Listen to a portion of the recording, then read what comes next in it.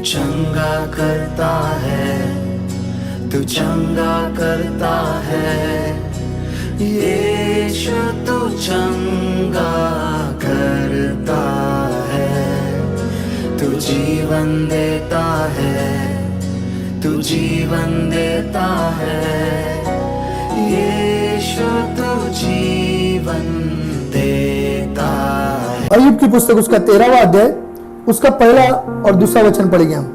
सुनो, हाँ, मैं यह सब कुछ अपनी आंख से देख चुका, हाँ, और अपने कान से सुन चुका, हाँ, और समझ भी चुका हूँ। हाँ, जो कुछ तुम जानते हो, हाँ, वह मैं भी जानता हूँ। हाँ। मैं तुम लोगों से कुछ कम नहीं हूँ। क्या बता रहा है यहाँ पर? जो मैंने देखा है, जो मैंने सुना है, ये सब कुछ मैं जानता हूँ। और क्या कहता है अय्यूब? मैं तुमसे कम भी नहीं हूँ।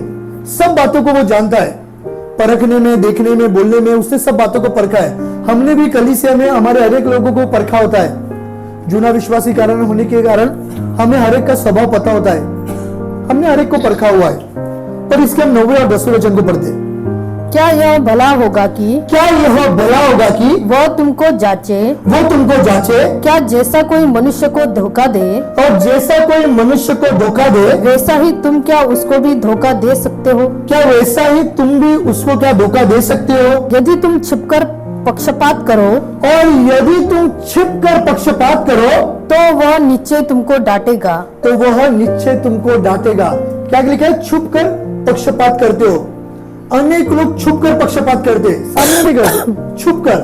वो इनके घर में जाएंगे, उनके बारे में कुछ कान में बोलेंगे, वो उनके घर में जाएंगे, उनके बारे में कुछ कान में बोलेंगे, और बाद में फिर ऐसा एक एनवायरमेंट या ऐसे एक आपको विलन बनाकर रिप्रेजेंट किया जाएगा।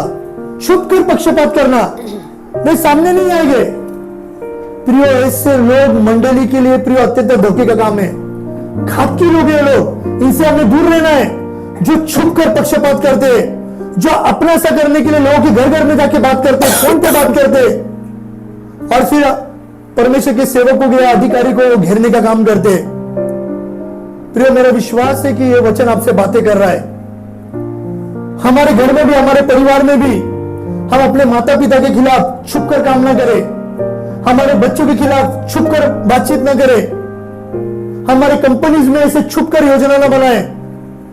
आपको योजना बनाई है तो सामने सामने बनाइए, उनके पाप को उजागर कीजिए कि ये तू कर रहा है, ये सही नहीं है, इससे मैं सहमत नहीं हूं।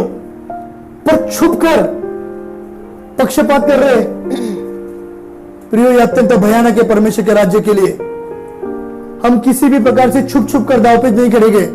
हम मसीह के लोग हैं, हम परमेश्वर को जानने वाले लोग हैं। पौलुस कहता है, मैंने पतरस का उसके मुंह पर निषेध किया, कैफा का मैंने उसके मुंह पर निषेध किया, सारे बुजुर्गों के सामने निषेध किया। प्रियो, आप सामने बताइए।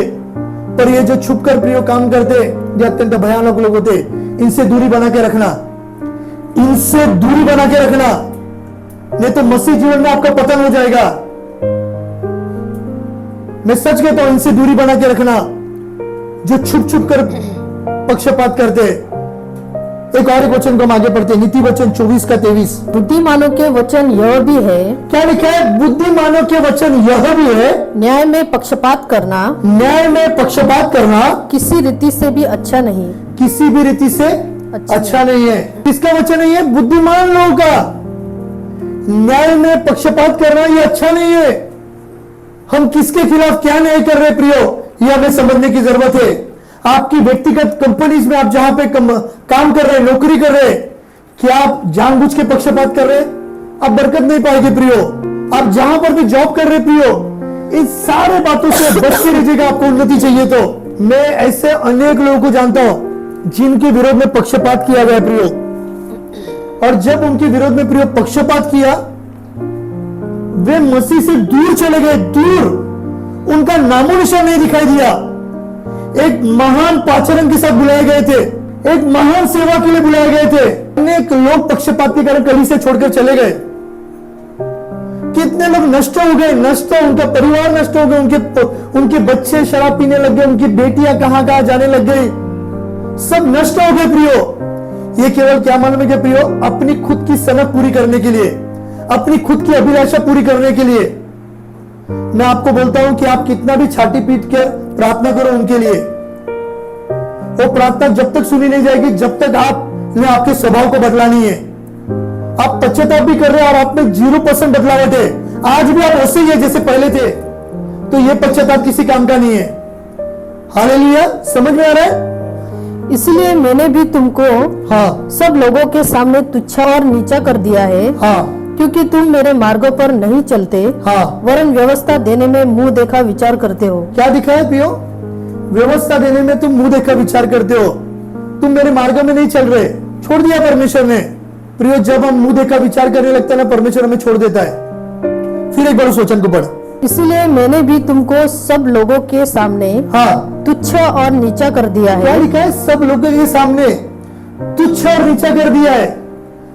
सब लोगों के सामने तुच्छ और नीचा कर दिया है, क्योंकि तुम मेरे मार्गों पर नहीं चलते, क्योंकि तुम मेरे मार्ग पर नहीं चलते वरन व्यवस्था देने में मुंह देखा विचार करते और हो। व्यवस्था देने में मुंह देखे विचार करते हो। प्रियो, यदि ये वचन हमारे लिए, तो प्रियो परमेश्वर ने हमें छोड़ दिया है, तुच्छ डाला है परमेश्वर ने, क्योंकि हम मुंह देखा नहीं कर रहे, हम परमेश्वर की व्यवस्था पर नहीं चल रहे। पहला तिमोथी उसका 5:19। कोई दोष किसी प्राचीन पर लगाया जाए कोई दोष यदि किसी प्राचीन पर लगाया जाए तो बिना 2 या 3 गवाहों के उसको न सुन। क्या लिखा है प्रियो? बिना 2 या 3 गवाही के उसको ना सुन। पौलुस तिमोथी को बता रहा है, अगर किसी भी प्राचीन पर, किसी भी अधिकारी पर दोष लगाया जा रहा है तो 2 या 3 गवाही होगा तो ही सुनने का है। प्रियो, लोग मसीह जीवन में अनेक ऐसे बनगान कहानी लेकर आते, उसने ऐसा किया, उसने ऐसा देखा, उसे क्या देखा भी क्या, कुछ फर्क नहीं पड़ता है। तुम्हारे पास गवाही है क्या? 2 या 3 लोग है क्या? तुम्हारे पास एविडेंट है क्या? तो हम उनसे बात करेंगे। प्रियो, इस प्रकार का बाइबल हमें बताता है कि किसी भी यदि प्राचीन पर दोष लगाया जा रहा है तो 2 या 3 गवाह हो गए आपके पास, तो आना उसका कॉन्सेप्ट लेकर या उसकी बातें लेकर कि उसने ऐसा ऐसा किया है। नहीं तो प्रियो, उसके पास भी मत जाना। पाप करने वालों को सबके सामने समझा दे। क्या लिखा है? पाप करने वाले को सबके सामने समझा दे, ताकि और लोग भी डरे। क्या लिखा है प्रियो? ताकि और लोग भी डरे। क्यों प्रियो पाप करने वाले को सबके सामने समझाना है? क्योंकि कलीसिया में पक्षपात ना हो और लोग में भी डर बना रहे। नहीं तो गरीबों के लिए एक अलग न्याय और धनवानों के लिए एक अलग न्याय। गरीबों को चर्च में सबके सामने डांटा जाता है, सबके लोगों के सामने बोला जाता है, और धनवानों को घर पे जाके बोला जाता है। ये सही नहीं है प्रियो। जो धनवान जो उधर कर रहे हैं ना, उसको भी उधर ही बता। जो यदि वो अधिकारी का बेटा हो, यदि वो पास्टर का बेटा हो, यदि बड़ा वो जूना चर्च का कलीसिया का मेंबर हो, उसके पाप को भी वहीं पर बता। हमारे लोग चतुर होते हैं, हमारे लोग घर में जाके बोलते हैं रिलेशन नहीं खराब करने का है। रिलेशन खराब करके कौन करेगा? अरे इधर सेवा कैसा करेगा? इधर मेरे को 70 साल तक की सेवा करना है, उससे ज्यादा नहीं, पर मेरा अनंत काल के जीवन में मेरा प्रवेश होना वो मेरे लिए महत्वपूर्ण है। हालेलुया। प्रियो, यहां पर वचन हमें बता रहा है कि मुंह देखा किसी का न्याय मत करना, अधिकारी का भी 2-3 गवाह ना होगे तो, और पाप करने वाले को सबके सामने समझा दे। मैंने मेरे जीवन में ऐसे बहुत बार देखा है, गरीब लोग का बच्चा होगा तो जगह पे लेफ्ट राइट करेगा और धनवानों को घर में जाके बोलेगा। मंडली में यह बात होनी नहीं चाहिए प्रियो। कलीसिया में पक्षपात क्या आ जाता है इसे।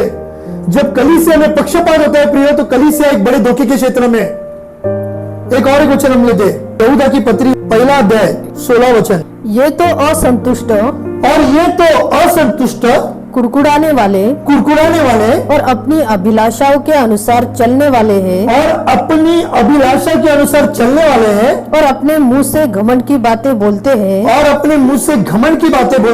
और वे लाभ के लिए मुंह देखी बड़ाई किया करते हैं। और मुंह देखी बड़ाई किया करते। प्रिय, ऐसे लोग होते कलीसिया में जो अपनी लाभ के लिए बड़ाई की बातें करते, मुंह देखा नहीं करते।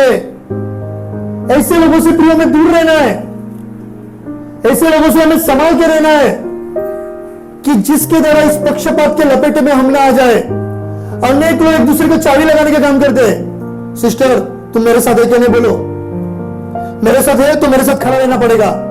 ब्रदर तुम मेरे साथ है क्या, नहीं, खड़ा रहना पड़ेगा।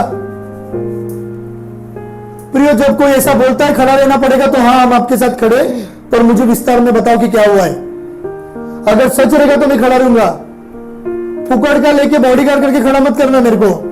प्रियो आप ये झमेले में आ जाएंगे, आपकी सेवा दूर हो जाएगी। और यदि प्रभु आपको इजाजत नहीं दे रहा तो जाना भी मत।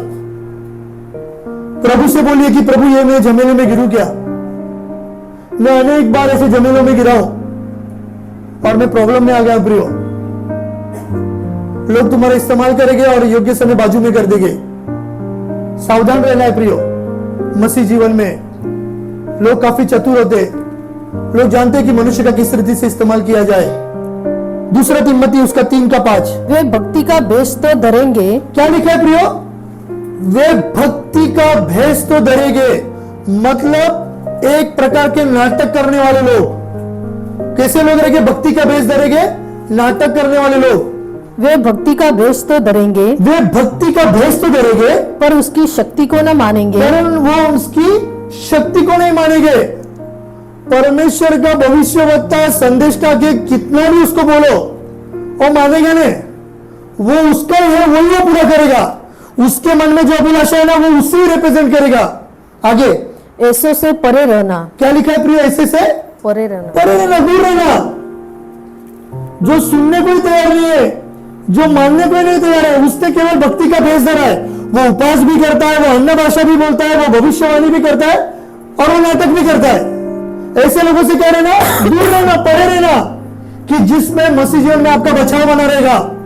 ये पक्षपात करने वाले लोग हैं और इनसे हमें प्रिय बचकर रहना है। पहला तिम्मती 5:21, परमेश्वर और मसीह यीशु। क्या लिखा है? परमेश्वर और मसीह यीशु और चुने हुए स्वर्गदूतों को उपस्थित जानकर। क्या लिखा है? परमेश्वर, मसीह यीशु और चुने हुए स्वर्गदूतों को जानकर। 3 लोगों का यहां पर नाम लिया गया है। किसका लिया है? परमेश्वर, यीशु मसीह और सुने हुए स्वर्गदूत। हाँ, उपस्थित जानकर। उपस्थित जानकर मतलब ये तीनों लोग तुम्हारे मध्यम में जानकर। मैं तुझे चेतावनी देता हूँ कि मैं तुझे चेतावनी देता हूँ कि तू मन खोलकर इन बातों को माना कर। क्या लिखा है? कि तू मन खोलकर इन बातों को माना कर और कोई काम पक्षपात से न कर। और कोई काम क्या? पक्षपात से माना कर। मन खोलकर तो माना कर, पूरे मन के साथ, पूरी निष्ठा के साथ। और कितने लोग उपस्थित किए गए यहाँ पर? परमेश्वर, यीशु मसीह, ठहराए हुए स्वर्गदूत। और तू क्या लिखा है तीनों के बाद? कि मन खोलकर तू इन बात को माना कर, पक्षपात मत कर। प्रियो कलीसिया में ना स्वर्गदूत खुद यीशु मसीह और खुद परमेश्वर भी आके खड़ा होगा ना, मानने वाला आदमी मानेगा ही नहीं। मैंने देखा है, मानने वाला आदमी मानेगा ही नहीं, वो पक्षपात ही करेगा। स्वर्गदूत को जानकर, यीशु मसीह को जानकर, परमेश्वर को जानकर, मन खोलकर तू ये बात को माना कर कि पक्षपात मत कर, तो भी लोग पक्षपात करेंगे। मैंने देखा है सामने से प्रियो, जब कलीसिया में पक्षपात होता है प्रियो, मंडली टूटने लगती है।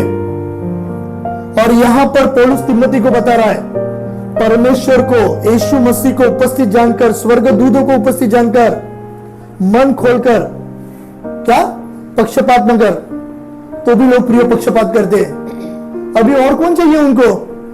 परमेश्वर खड़ा है तुम्हारे मध्यम में, स्वर्गदूत खड़ा है तुम्हारे मध्यम में, खुद यीशु मसीह खड़ा है, तो भी लोग पक्षपात करते। और ज्ञान की बातें भी सिखाते प्रियो। उनका ज्ञान कुछ काम का नहीं है प्रियो। वे पाप कर रहे, वे अपराध कर रहे। कलीसिया में पूरी तरह से प्रियो पक्षपात नहीं होना चाहिए। मैं आपको बताता हूं, ये मेन टॉपिक है।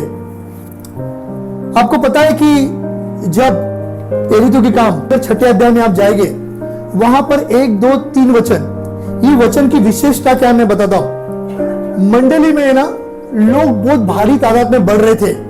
कलीसिया की क्या हो रही थी? उन्नति हो रही थी, कलीसिया बहुत बढ़ रही थी और बहुत विश्वासी जुड़ रहे थे। तो यूनानी लोग में और इब्रानी लोगों के बीच में वाद विवाद हो रहा था। किसके प्रति? खाने के प्रति, खाना देने के प्रति। तो ये 12 प्रेरितों ने क्या किया? मंडली को इकट्ठा बुलाया। क्या किया? मंडली को इकट्ठा बुलाया और बुला के क्या कहा कि सुना, पवित्र आत्मा के अभिषेक से भरे हुए ऐसे 7 लोगों को चुनना कि जो ये बातें करे। क्या करे? भोजन बांटने का। हम क्या करेंगे?